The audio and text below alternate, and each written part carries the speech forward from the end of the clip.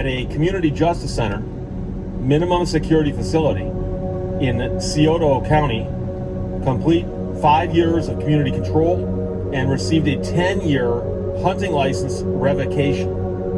So he cannot get a hunting license for at least 10 years. He is also to forfeit all property seized as evidence, including the antlers from the deer.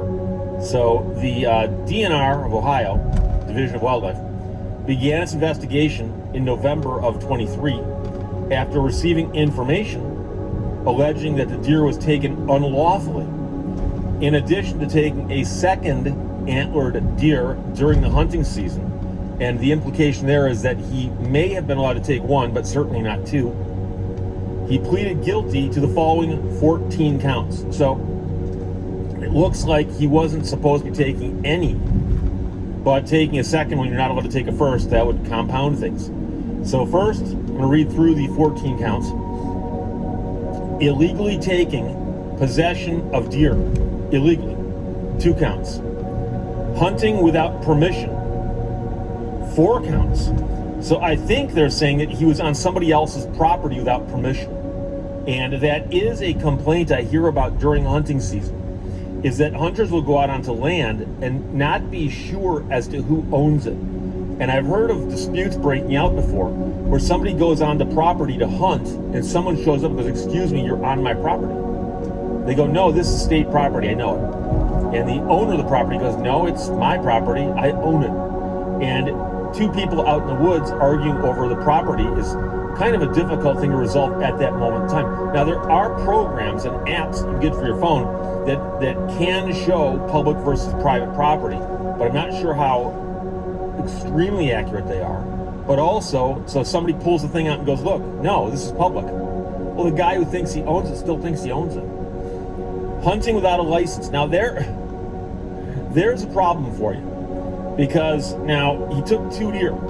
It's possible he had a license for one but not the other, but it does say illegally taking possession of 2 deer. So hunting without a license may be that he didn't have a license for either deer. Hunting without a deer permit. Selling illegally taken or possessed deer antlers. So apparently they say he sold, and by the way, remember, he pleaded guilty to these, so we're not arguing too much about whether or not he thinks he did it. Tampering with evidence.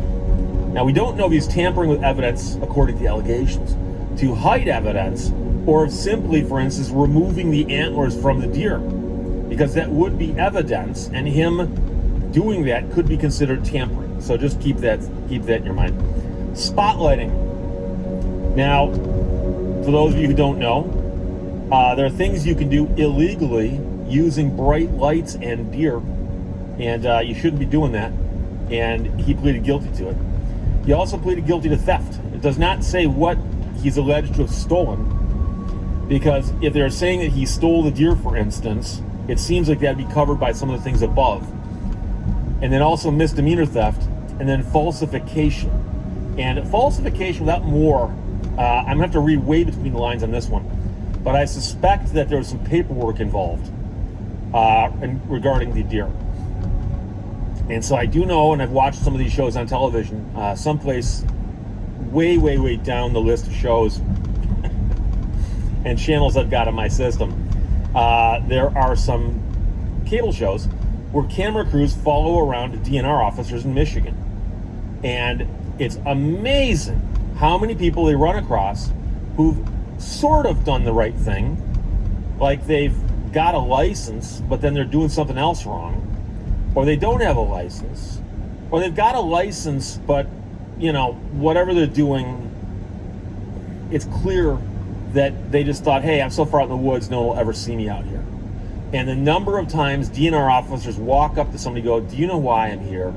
The person goes, "Yes," and explains it, because they knew all along. So I don't know what falsification applies to here, but they also say there were accomplices who were charged with this. So, in a similar relationship to these charges. One's a 29-year-old of Hillsborough, was sentenced to 90 days in jail, 200 hours of community service, 3 years of community control, and $1,000 in fines for tampering with evidence, aiding a wildlife offender, hunting without permission, and falsification. His hunting license was revoked for 3 years, and he forfeited his tree stand and crossbow. It does not say what happened to the other 2 accomplices, or if they're still, for instance, being adjudicated right now. I don't know.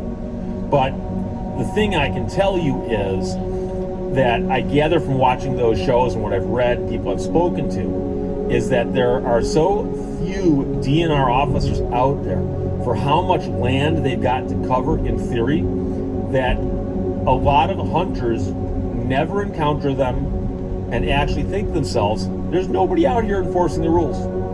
And so when they do catch somebody, they often come down on them like a ton of bricks, because they think, hey, maybe if nothing else, this will act as a deterrent to somebody else who's thinking, gee, I've never seen a DNR officer.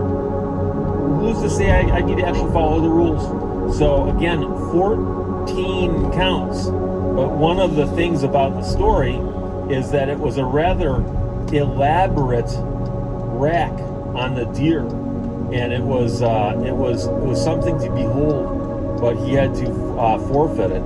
So